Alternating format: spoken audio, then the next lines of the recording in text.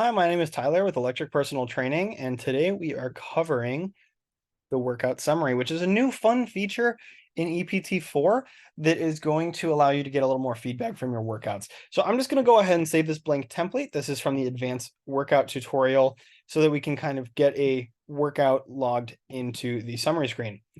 So seeing the summary screen, if we remember what we were hitting, if you've seen the other video, we're hitting back and hamstrings, and this seems pretty accurate. So let's look at our stats here. So we can see the bold and first number is going to be this workout and then our average. Firstly, we can see that our sets for the workout is going to be, well, we didn't log any, so it's not going to show anything, but it will show you how many sets you did, how difficult was it. And this is just based off those numbers you're logging. And you want this to be higher. Rep count is the average amount of reps per set, average amount of sets per exercise, the total exercise count, the number of muscles meaningfully worked, the progression frequency, which is a little bit of a confusing term, and the workout score. So the progression frequency is the amount of sets where you progressed from last time. If you've never done a movement before, and as long as you logged a set, it'll be counted as progression. But let's say last time on my first set, I did 80 pounds for 8 reps, and now I do 80 pounds for 9 reps. That's going to be counted towards my progression frequency. If that type of progression happens for every single set I do, I'll end up with 100%. Ideally, we want this number to be higher. There's no perfect number, and you probably aren't going to be able to maintain 100% frequency unless you're starting at minimum effort.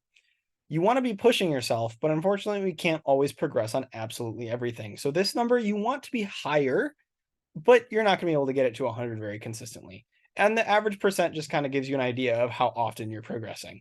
If this number starts to drift towards the single digits, though, you may want to look at how you're training and reassess your program. The other more complicated metric here is the workout score.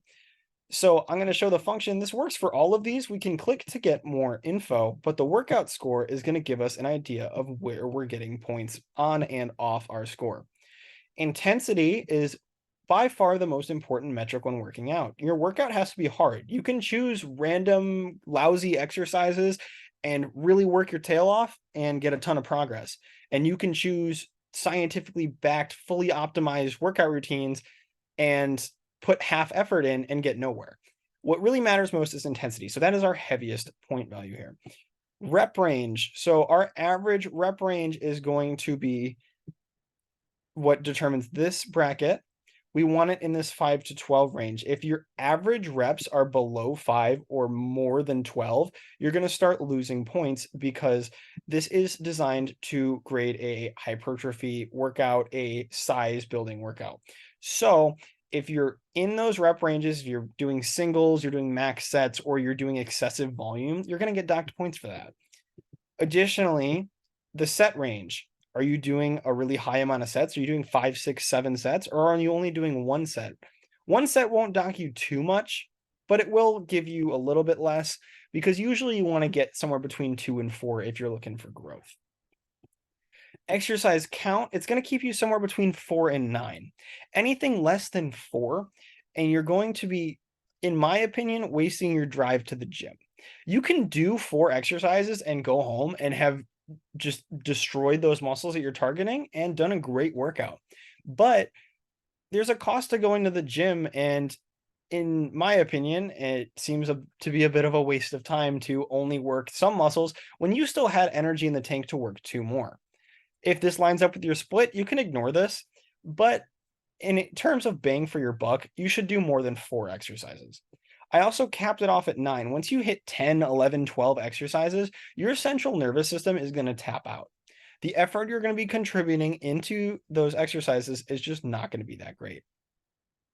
Here we see workout duration, and workout duration is going to be a small factor, but it's still part of it. If you're only working out for half an hour or less, that's okay. Maybe time permits that and that's it, but it's not perfect. So you're going to get half points like I did here. To get full points, your workout should last somewhere between 30 and 90 minutes because this is a reasonable amount of time with adequate rest and 2 to 4 sets per exercise. If you're going more than 90 minutes, between 90 minutes and 2 hours, you will end up with another half point because this could be understandable, but usually it's a little excessive to be at the gym that long. Anything more than 2 hours, you're wasting your time. If you enjoy being at the gym just to be at the gym, go for it, but you're not going to get points for this one. Now we have our deductions. We can get deducted for two things. Firstly, overtraining risks. This workout didn't give us any because it was used by the advanced builder, and the advanced builder isn't going to give you overtraining risks. But overtraining risks are risks of overtraining. So it's going to look at how many times we worked a muscle in terms of sets, and it's going to count fractional sets. So for something like a overhead press or a bench press where our triceps are moving, but they're not the main mover, they're going to get a fourth of a set per set, just fractional sets, because it might be a problem. For example, if you do a really hard push day that is very press intensive, your triceps might be getting overdone, which can reduce the stimulus they get from their tricep focused movements, as well as causing increased recovery times for that muscle. So you're going to get docked a little bit of points if you keep going with the overtraining risks. So stop doing 5, 6, 7 chest exercises and do just enough to toast the muscle and not to increase your overall recovery time. Lastly, we have our rep range violations. If you continually do exercises in ridiculous rep ranges, like pulling too many singles or going for 30 or 40 reps, it's going to deduct you points because that's going to cost you a lot of fatigue for very minimal amount of stimulus. So you're going to be losing a lot and you're not going to be gaining much from it. So it's going to dock you points for that.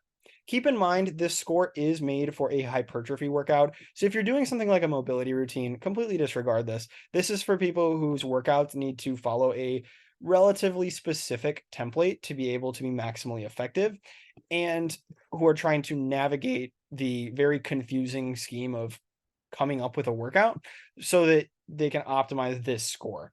Ideally, you want to get this score to somewhere between 8 and 10 per workout if you're trying to go for size. If you're not, disregard this. Next, we can see our muscle breakdown, which we don't have any because we didn't work any sets. But this will show you how every muscle was trained. So if I go ahead and start a new workout, we're just going to call this test workout.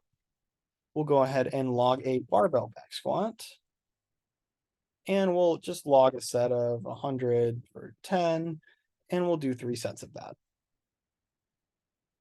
Go ahead and finish and add to log. Now we see our guy is highlighted. We see we actually get some stats in here. And also, we're going to go in here. Now we can see our quads got proper training. They got 3 sets. We're happy. 3 good sets for quads. That could be plenty. Glutes, same thing. They're going to get fractional sets because of them being a secondary muscle in the squat, but it's still enough there because we got 3 sets. They're counted as 3/4 of a set. And so we're getting 2.25, which is plenty.